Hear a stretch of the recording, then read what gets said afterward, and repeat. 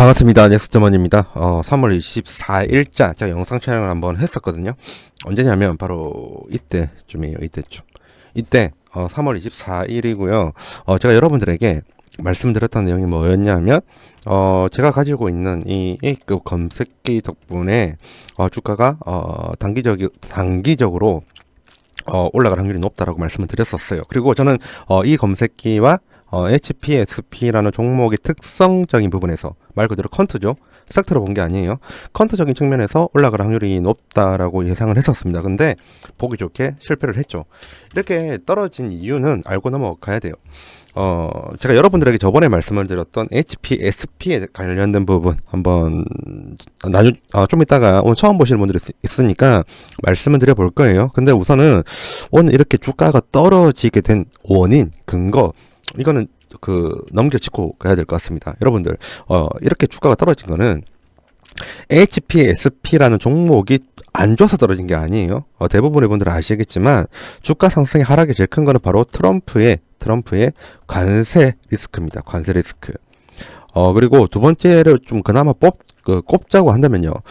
미 연준 FOMC에서 정확하게 이야기하면 미 연준 FOMC에 대한 기대감이 떨어진 거죠. 이유가 뭐냐면 3월달에 PC죠. 개인 소비 지출 측정치 PC 물가 지수가 예상치보다 높게 나왔습니다. 이렇게 물가가 바닥을 찍고 반등을 하고 있는데 예상치보다 더 올라간다고 하면 미 연준이 그동안 이야기를 했던 금리 인하에 대한 기대감이 꺾이게 됩니다. 이러한 두 가지의 요건 때문에 미국 증시도 그렇고 그리고 우리나라 증시도 떨어진 거다라고 보면 돼요. 주식의 본질은 수급입니다. 아무리 HPSP가 좋은 회사라고 할지라도 수급이 받쳐주지 않으면 떨어져요. 근데 신기한 거는 이렇게 주가가 떨어짐에도 불구하고 이렇게 떨어졌죠. 이렇게 다시 좀 보도록 할게요. 주가가 이렇게 떨어지는데 기관이나 외국인이 어떻게 했는지 아세요? 확인해 보신 분들은 보셨을 거예요. 한번 보도록 할게요. HPSP 그동안 주가가 공포 심리 때문에 지속적으로 하락을 했죠. 그럼에도 불구하고 기관과 외국인은 전반적으로 본다고 하면 매수를 했습니다. 신기하죠. 얘네들은 이 생각을 분명 가졌어요. 둘 다 한쪽이 아니에요. 둘 다 어떤 생각을 가졌냐면 보세요. 지금 한 번씩 그리고 한 번씩 이렇게 외국인과 기관이 돌아가면서 한 번씩 매도를 했습니다. 이 매도는 어떤 특징을 가지고 있냐? 혹시나 모를 차익 실현입니다. 차익 실현. 아니면 현금 확보인 거죠. 이렇게 현금 확보를 하기 위해서 이렇게 대량 매도를 하루씩 번갈아 가면서 했던 거예요. 하지만 한 달 기준으로 본다고 하면 확실히 아직까지는 매집세이죠. 그리고 한 달이 아니라 제가 이거 두 달, 석 달치 한번 늘려볼게요. 두 달, 석 달치. 이번 연도 통을 하면 기관은 좀 매도에 가깝죠. 기관이 먼저 매집을 하고 외국인에게 넘겼으니까요. 근데 외국인은 전반적으로 본다고 하면 아직 그 매집의 형태를 유지를 하고 있습니다. 전체 증시가 떨어짐에도 불구하고 이렇게 외국인이 매수세를 유지를 한다든지 아니면 매집의 포지션을 그대로 유지를 한다는 것은 HPSP에 대한 기대가 크기 때문입니다. 그러면 이럴 때 공포에 가득 찬 개인들은 팔죠. 그죠? 근데 이럴 때 외국인과 기관은 주워 담는다. 반대로 이야기하면 이 종목이 정말 좋은 종목이라는 겁니다. 그러면 이렇게 외국인과 기관이 사모으는 이유, 그 부분은 알아야 됩니다. 그죠? 그 부분을 제가 한번 일단 정리를 해드릴게요. 이걸 말고 다른 것 좀 보도록 하겠습니다. 여기에 보면 제가 별도로 만든 이걸 보시면 돼요. TSMC 밸류 체인. 과거 영상 보신 분들은 지겨워도 한 번 더 봐주세요. 우리나라에서 TSMC 밸류 체인에 들어가는 업체는 별로 없어요. 별로 없고 뭐라고 하죠? 전부 다 합치면 한 12종목 11개 한 10개나 일단 10개 전후거든요. 근데 거기서 좀 굵직한 애들만 제가 모아놨습니다. 그 종목이 바로 여기 있는 이 네모칸 안에 있는 애들인데 우리나라는 이렇습니다. 일단 디램 쪽이랑 파운드리 제외하면 낸드 쪽이라 다 합치면 삼성전자랑 SK 하이닉스에 납품을 많이 하겠죠. 우리나라 그 반도체 소부장들이요. 우리나라 이 반도체 소부장들이 TSMC까지 전부 다 파는 경우는 드물어요. 이렇게 삼성전자, SK하이닉스 그리고 TSMC 이 교집합이 되는 종목이 없습니다. 반대로 접근하면요, 삼성전자, SK하이닉스 이쪽에 납품하는 소분량들은 많은데 TSMC까지 납품하는 종목을 보려면 말 그대로 TSMC 밸류체인 보면 돼요. 그러면 웬만하면 얘네들한테 다 납품을 하거든요. 일단 우리나라 밸류체는 그렇게 형성이 되어 있어요. 그러면 보세요. 반도체가 지금 미래 반도체가 뭐가 있냐면 아식스도 있고요. 그리고 HBM 있죠. 유리기판 있죠. 한 개 더 뽑자고 하면 CXL 정도겠네요.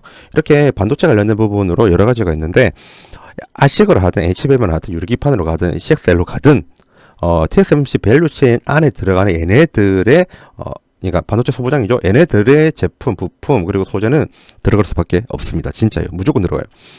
그래서 HPSP 쪽에 외국인과 기관의 수급이 계속 들어오는 거예요. 전체 증시가 저렇게 떨어짐에도 불구하고요. 우리는 이런 부분을 알아야 돼요. 단기로 볼 때 이렇게 많이 떨어진다 할지라도 이렇게 전체 증시가 떨어져서 주가가 하락이 나올 때 외국인과 기관이 사모으는 종목들이 있죠.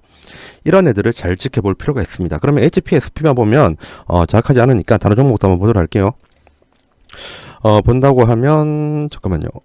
네, 이게 아니네요. 여기네요. 같이 보도록 하겠습니다. 그냥 수급 위주로 볼게요. HPSP. 지금 방금 전에 봤던 HPSP도 수급이 좋았죠. 그리고 그 다음 뭐뭐 있냐면 맨 처음부터 하나씩 갈게요. 리노공업도 보면 3개월 기준으로 본다고 하면 아직 외국인과 기관의 매집이 유지가 되고 있습니다. 왜냐고요? 전체 증시가 떨어져서 해당 종목의 주가가 떨어질지라도 나중에 올라갈 걸 아니까 외국인과 기관은 담는 거예요. 그리고 이렇게 주가가 떨어져서 공포가 가득 찰 때 개는 팔죠. 우리는 이런 것을 조심을 해야 되고요. 그 다음에 ISC죠. ISC도 기관은 팔고 있지만 외국인은 모으고 있습니다. 그 다음에 우리가 봤던 HPSP 외국인이 매집을 하고 있죠. 이거 좀 내리도록 할게요. 그 다음부터 뭐 있냐면 파크 시스템이랑 PSK 홀딩스가 있는데 하나씩 보도록 하겠습니다. 파크 시스템스 기관이 최근 주가가 굉장히 많이 떨어졌어요. 파크 시스템스도요. 그런데 보세요. 기관은 모으고 있죠. 이런 부분을 볼 필요가 있어요. 이게 방금 전에 보면 파크 시스템스는 기관이 많이 매집을 하고 있고요. 그리고 우리가 지금 오늘 보는 HPSP 같은 경우에는 외국인이 많이 매수를 했었었죠. 이렇게 외국인과 기관이 각각의 매집을 한다는 것은 해당 주가를 나중에 올리려고 하는 의지가 있다. 이 부분은 내포가 되어 있다는 것을 우리는 알아야 돼요. 그런 부분을 인지를 하고 계속 봐야 되는 겁니다. 그 다음에 PSK 홀딩스 두 개만 더 볼게요. PSK 홀딩스 같은 경우에는 주가가 많이 올랐어요. 진짜 많이 올랐어요. 그래서 너무 오르다 보니까 외국인과 기관 둘 다 차익 실현을 하고 나갔습니다. 이거는 차트 좀 보고 말씀드릴게요. 단순히 수급만 보면 안 되거든요. 보세요. 우리가 보는 HPSP 같은 경우에는 보세요. HPSP 같은 경우에는 이때가 2024년도인가 그랬었을 건데 맞네요. 2024년도 2월 달에 주가가 엄청 많이 올라갔어요. 그죠? 그리고 너무 올라가다 보니까 조정을 받게 된 겁니다. 이것까지 인정하시면 되고요. 인지를 하시면 되고요. 그래서 주가가 워낙 그 저점에 형성이 되어 있잖아요. 그래서 외국인과 기관이 들어오는 부분이 있다라고 봐도 무방합니다. 근데 방금 봤던 외국인과 기관이 차익 실현을 하고 나갔던 PSK 홀딩스를 보면 또 말이 달라져요. PSK 홀딩스는 반대입니다. 방금 봤던 HPSP가 같이 올라갔어요. 분명 같이 올라갔는데 PSK 홀딩스는 또 같이 떨어지는데 HPSP랑은 다르게 100% 이상의 수익을 거두고 다시 조정을 받게 된 거예요. 어떤 느낌인지 알겠죠? 한 번에 급등이 왔기 때문에 외국인이 팔고 이탈을 한 겁니다. 그래서 PSK 홀딩스 같은 경우에는 석 달 기준으로 본다고 하면 기관과 외국인이 매도를 했고요. 기관과 외국인이 매도를 한 뒤에 개인이 따라온 그런 느낌이에요.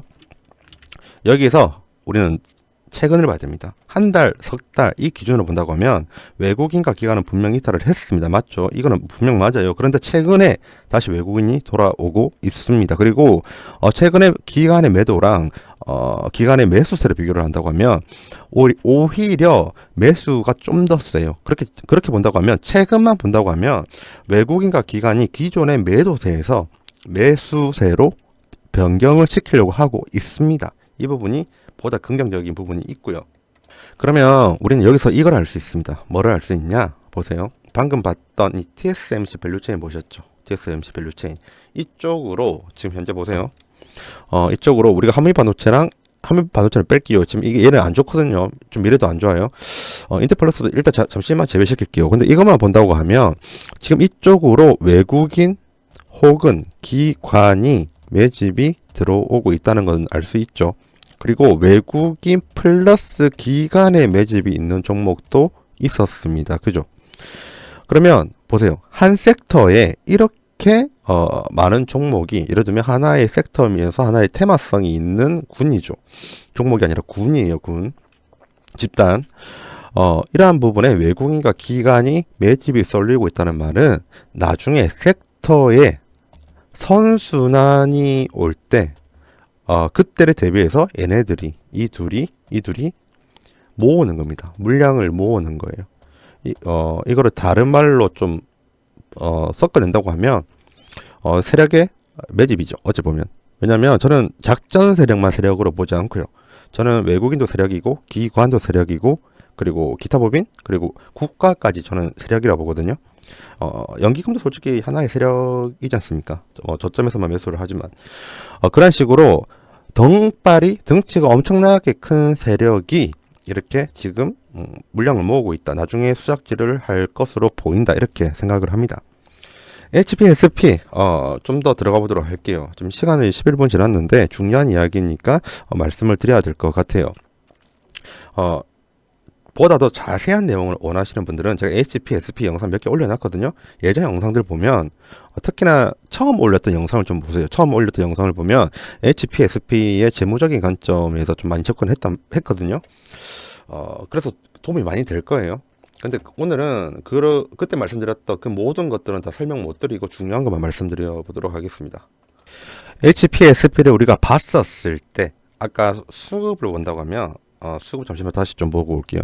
HPSP의 수급을 보면 기관은 이탈을 했어요. 3개월 기준으로 본다고 하면 기관은 분명히 이탈을 했죠. 하지만 외국인은 이탈은커녕 오히려 더 매수를 하고 있죠. 심지어 주가가 저렇게 떨어짐에도 불구하고 외국인은 매집을 하고 있다. 아까 그게 제가 여러분들에게 드렸던 말씀이었어요.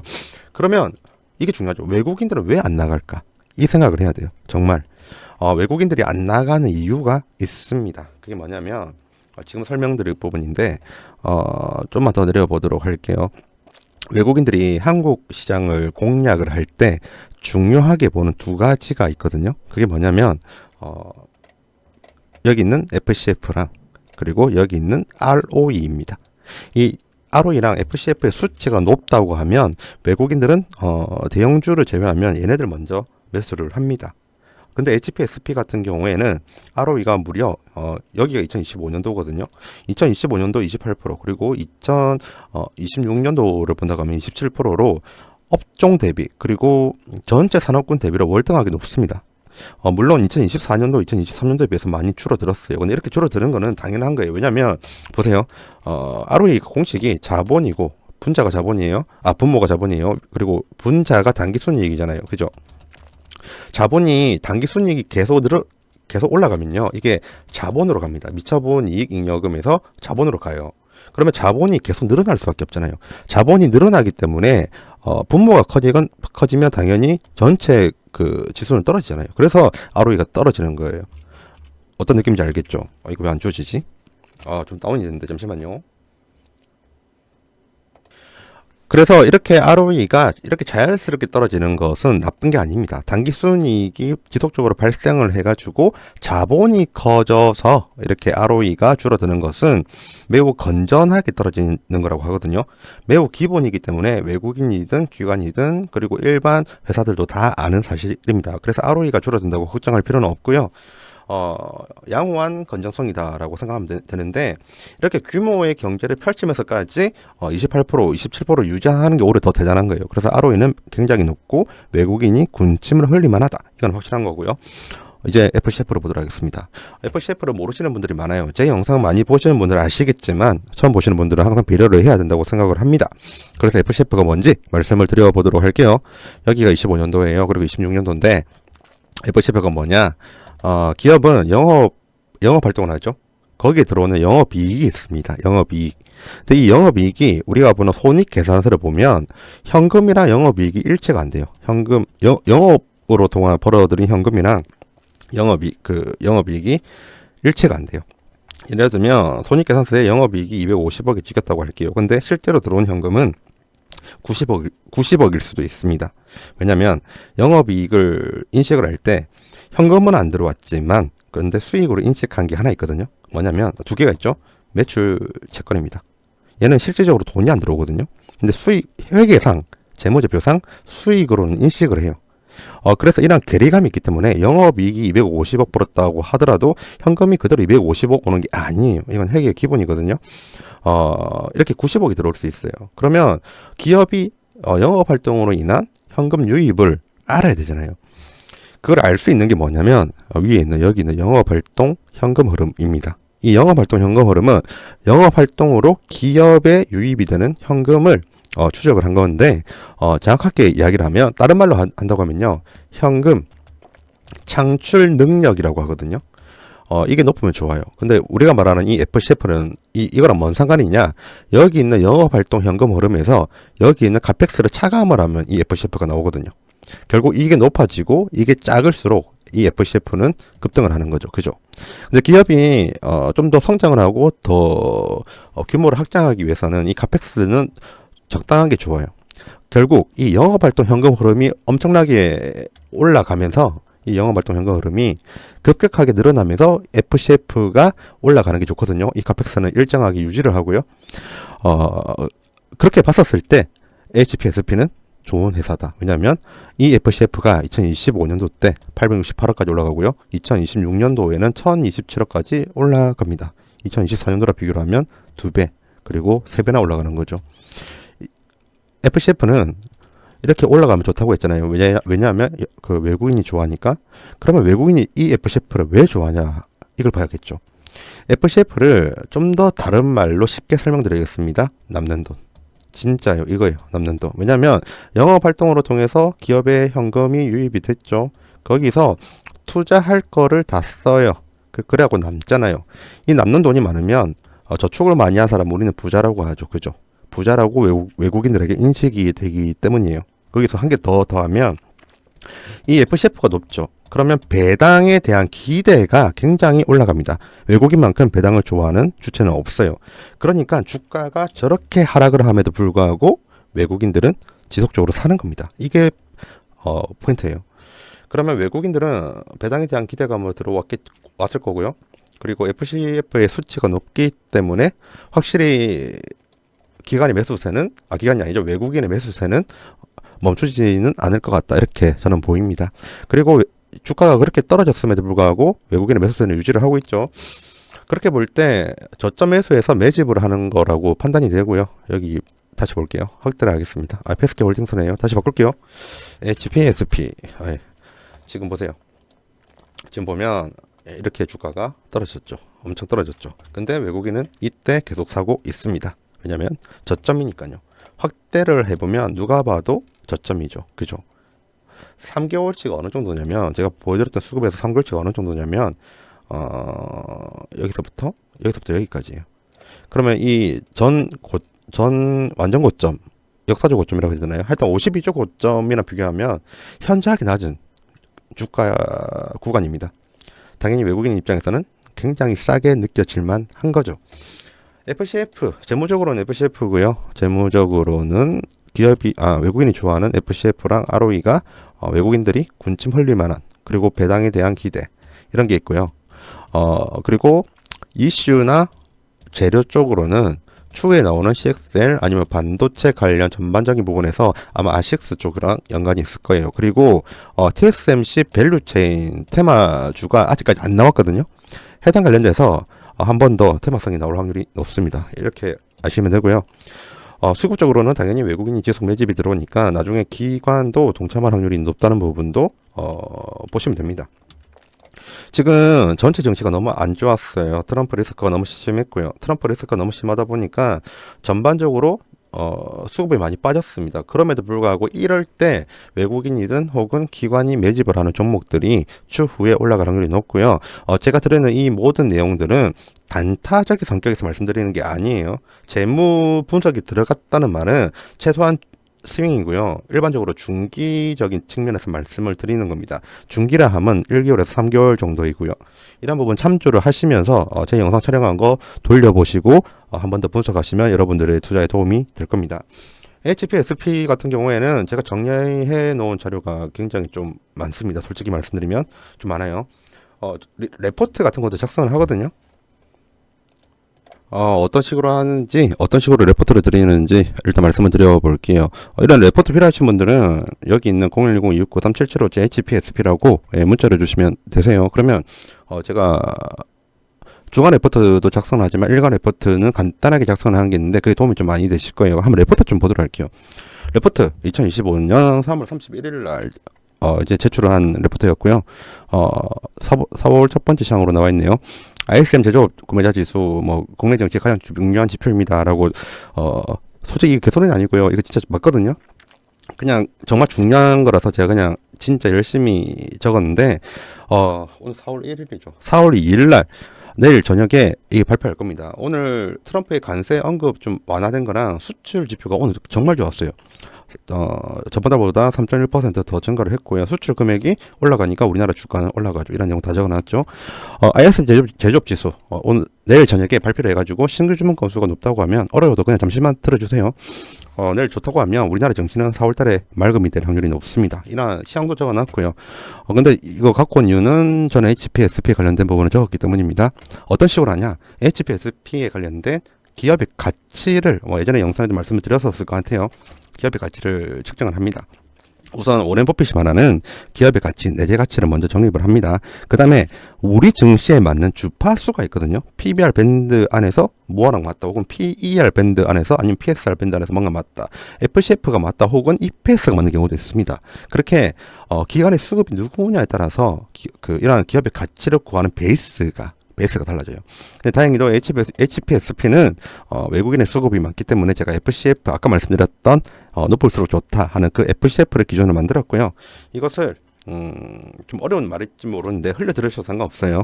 분모는 웩, 그러니까 가중평균 자본 비용이라고 합니다. 이것을 할인을 했고요. 그리고 분자는 ROIC로 할증을 했습니다. 할증 할인 이렇게 해가지고 3년치를 모아서 기업의 가치를 냈다, 그렇게 보면 되고요. 이것을 우리 보넥스트 투자자문만의 노하우로 접근해가지고 구한 가격입니다.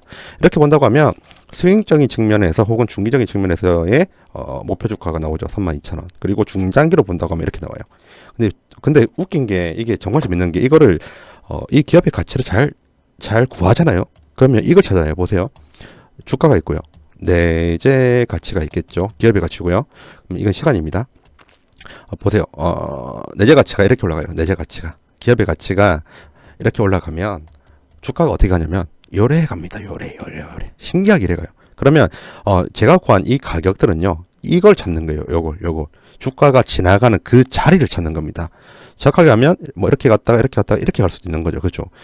주가가 반드시 통과하는 그 지점이 있습니다. 그거를 찾는 것을 기업의 밸류에이션을 구하는 거라고 하거든요. 그것을 구한 거라 보면 되고요. 스윙 혹은 중기적인 관점에서 32,500원으로 보면 좋을 것 같아요. 그렇게 본다고 하면 추가 상승 여력은 대략적으로 이때는 좀 주가가 좀 더 떨어지기 직전이었으니까 여기도 플러스 19%가 되어 있지만 한 플러스 24% 정도, 아마 그 정도 될 겁니다. 그렇게 기업의 가치를 구하는 이런 리포트이고요. 뭐 이거 말고도 추가적으로 뭐 이것만 적겠습니까? 뭐 다른 것도 적겠죠. 이슈적인 부분, 뭐 진짜로 정확하게 적을 겁니다. 바닥이랑 확신이 드는 근거를 이렇게 적기도 하고요. 이러한 레포트도 필요하신 분들은 이쪽으로 연락을 주시면 됩니다. 저희는 헛도를 하지 않고요. 굉장히 열심히 하는 편이라. 근데 이 부분은 다행히 이거는 없네. 어쨌든 간에 프리미엄 멤버십 전용 컨텐츠도 따로 넣거든요. 이 뒤는 멤버십 회원분들이랑 차별화를 이루어야 되는 부분이 있기 때문에 좀 양해 부탁드리고요. 이런 식으로 좋은 자료도 드리니까 연락을 주세요. 연락 주시고 상담 받으셔도 상관없고요. 기존에 보유했던 종목들 상담해 주셔도 저는 해드리고요. 그리고 그냥 문자 주시고 단톡방 들어오시면 정말 생각도 못했던 엄청난 것들을 보시게 될 겁니다. 저는 말씀드렸고요. 안 오시면 여러분들의 손해죠. 어쨌든 간에 필요하신 분들은 문자로 주세요. 전화 주시면 안 됩니다. 이제 제가 할 드릴 말은 다 했고, 다음에 더 좋은 영상으로 찾아뵙도록 하겠습니다. 감사합니다.